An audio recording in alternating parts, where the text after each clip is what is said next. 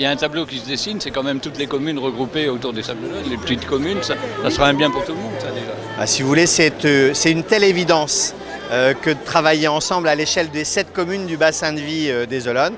Et donc finalement, la loi, comme le disait le maire des Sables, la loi vient épouser une réalité humaine d'aujourd'hui. Nous formons déjà un seul et même bassin de vie. Nos 7 communes sont déjà dépendantes les unes des autres. Et donc on va créer une dynamique et une organisation entre guillemets territoriale, une collectivité nouvelle qui va faire vivre et je l'espère vitaliser ce bassin de vie des Sables d'Olonne, ce bassin de vie de l'agglomération des Olonnes. Ce qui est étonnant, c'est qu'à 7, on peut arriver à quelque chose, et à 3, on n'y arrive pas.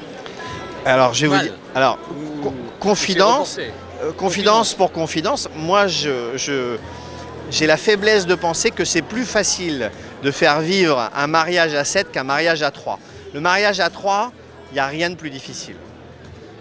D'ailleurs, ça ne réussit pas à ceux qui s'y risquent. Moi, je pense qu'au contraire, une union à 7, c'est une union, d'abord, c'est un beau chiffre, le chiffre 7, et c'est une union féconde, voilà.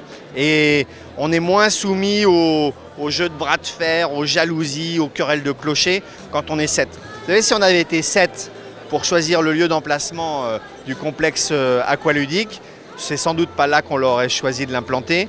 Et un certain nombre de décisions qui ont été prises au cours des dernières années n'auraient pas été celles-là si on les avait prises à 7. Il faut tourner le dos à ces vieilles querelles de clocher et avancer ensemble. Si on ne peut pas le faire dans une fusion immédiate à 3, au moins faisons-le à 7 dans ce mariage de raison qui est la communauté d'agglomération. La fusion, elle aura lieu à 2 et le moment venu, lorsque les uns et les autres le voudront vraiment, elle se fera à 3.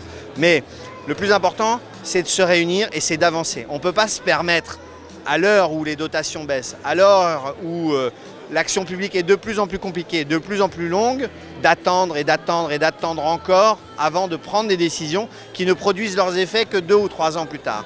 Si on décide de fusionner aujourd'hui, la fusion a lieu en 2018. Les bénéfices de la fusion ne seront pas immédiats, on les percevra en 2020, en 2021. Et donc chaque année de retard nous fait perdre ces bénéfices-là. Donc il y a urgence à agir, c'est ce que nous avons fait pour la communauté d'agglomération et c'est ce que nous faisons pour la fusion. Nous avons maintenant 24 mois entre élus sablais, élus olonnais, entre clubs, entrepreneurs, pour faire vivre cette fusion, cette ville nouvelle de 30 000 habitants qui sera le moteur de l'agglomération et le moteur de la côte vendéenne et peut-être un jour le moteur de la Vendée.